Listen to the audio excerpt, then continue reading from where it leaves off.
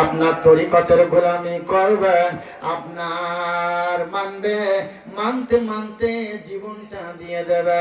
এই মানুষগুলো আপনার উম্মতের মধ্য থেকে কিয়ামত পর্যন্ত হাজার হাজার মুরিদান হবে গো।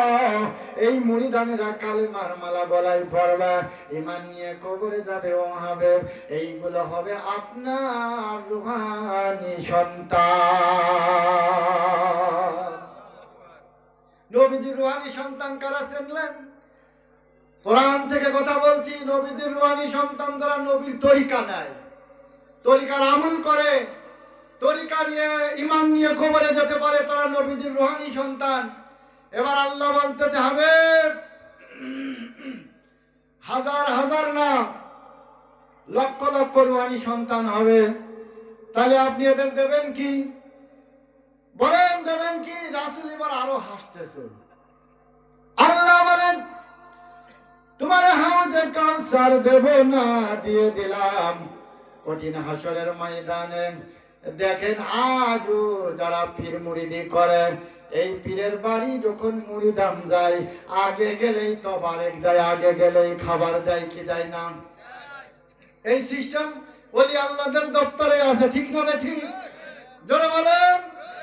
এমন নামধারী আছে বাংলাদেশে, লক্ষ লক্ষ টাকা নাই, এক গিলাস পানি তো দেয় না, এক কাপ নাস্তা চাও খাওয়াই না, এক মুটকি তবারকও দেয় না।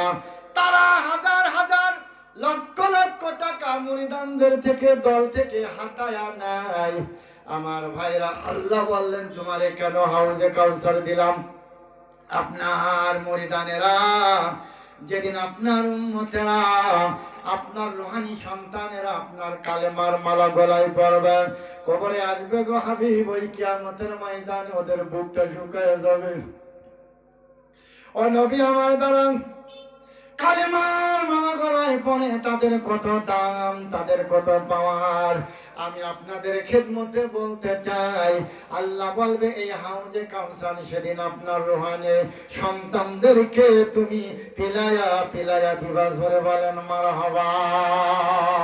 যারা বায়াত নেবে না, যারা নবীর তরিকা মানবে না, তারা তো রূহানি সন্তান হতে পারবে না। পানি পাওয়া তো দূরের কথা, ওই দিন ওরা নকশি করবে, ওদের কষ্টের সীমা থাকবে না, আরশ মহল্লার ছায়াও পাবে না, নবীর শাফায়াত পাবে না। জোরে বলা যাবে কি মারহাবা।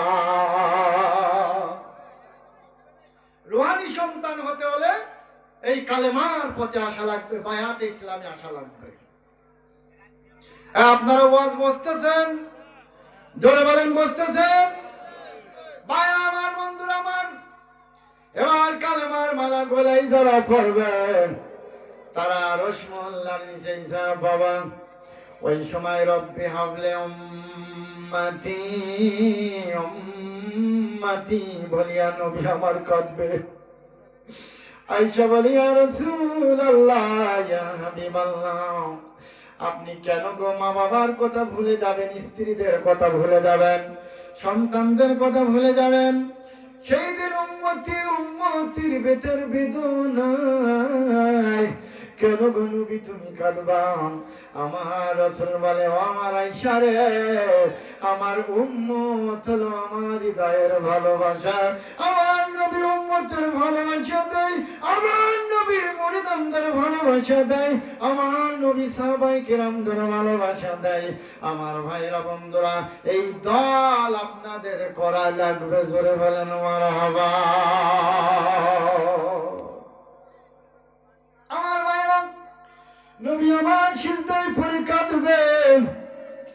আল্লাহ ৭০,০০০ ফেরেশতারে ডাক দিয়ে বলবেন, নবী এই সময় কাঁদতেছে, যাও যাও ৭০,০০০ শিকল দ্বারা ওই জাহান্নামকে টান দাও, টান দিয়ে হাসরের ময়দানের দিকে আনো। আর হু হু শব্দ শোনা যায়, ওই আওয়াজটা হাসরবাসী একটু দেখো।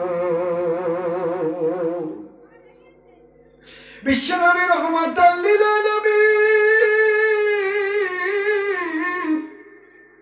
সিজদায় পড়ে কোনো ভাষা নেই, রব্বি হাবলি উম্মতি উম্মতি। আল্লাহ আমার উম্মতের কি? সবাই, সব নবীরাও বলবে আল্লাহ, কারোর কোনো ক্ষমতা থাকবে না, কারোর কোনো পাওয়ার থাকবে না, সবাই দৌড়বে আমার নবীর কাছে। আর নবী আমার ওই জাহান্নামের হু হু ধ্বনির শব্দ শুনিয়া নবী আমার সিজদা উঠাইবে, দেখে যে বিশাল একটা জাহান্নাম আসতেছে। আমার হাবিব সেদিন ডাক দিয়ে বলবে আল্লাহ, উহুদের ময়দানে দম দান দিয়েছি গো আল্লাহ, কারবালার ময়দানে আমার ইমাম, আমার নাদরের নাতি ইমাম হাসান হুসাইন রক্ত দিয়েছে গো আল্লাহ। ও আল্লাহ, কিয়ামত পর্যন্ত আমার উম্মতরা, কোটি কোটি উম্মতরা তরিকতের মালা গলায় পরে জীবন দিয়েছে, রক্ত দিয়েছে। ও আল্লাহ, ওই যে জাহান্নাম দেখতেছি, ওই জাহান্নাম যদি আমার একটা উম্মতকে ধরে গো আল্লাহ, আমি রাসূল জান্নাতে যাব না, যাব না। আল্লাহ দেখবেন কার জন্য রে আমি এই জান্নাত বানাইলাম। ডাক দিয়ে বলবে হাবিব, আমি তো তোমার দোস্ত বানাইছি, তুমি তো আমার বন্ধু, তুমি আমার দোস্ত, তুমি যদি না জান্নাতে যাও, করে দেব গো এই জান্নাত। কি হবে গো আমার বন্ধু, তুমি ধরো ধরো। আল্লাহ এক মুষ্টি পানি দিয়ে বলবেন, এই পানির মুষ্টি তুমি ওই জাহান্নামের দিকে ছেড়ে দাও। নবী আমার পানির মুষ্টি জাহান্নামের দিকে ছেড়ে দেবেন। জাহান্নাম, যেই জাহান্নাম রে ৭০,০০০ ফেরেশতা ৭০,০০০ শিকল দ্বারা টানতেছেন, আর এক মুষ্টি পানি ছাড়ার কারণে ওই জাহান্নাম এত দ্রুত দৌড়াইতে শুরু করলো। দৌড়াইতে দৌড়াইতে জাহান্নাম নবী আমার আর দেখতে পায় না। ওই হাসরের ময়দানে আল্লাহর নবী ডাক দিয়ে বলে, আল্লাহ, যে এক মুষ্টি পানির কারণে, এক আঁচল পানির কারণে জাহান্নাম রে দৌড়াইয়া গেল, আল্লাহ ওই পানি আমি খবর জানতে চাই, ওই পানির হকিকত আমি জানতে চাই। দেখেন আল্লাহর নবী আল্লাহর কাছে খবর জানতে চায়। মুরিদানরা আল্লাহ আল্লাহ রাসূল পাওয়ার জন্য পীরের দরবারে সব রকমের আরজি দেয় না?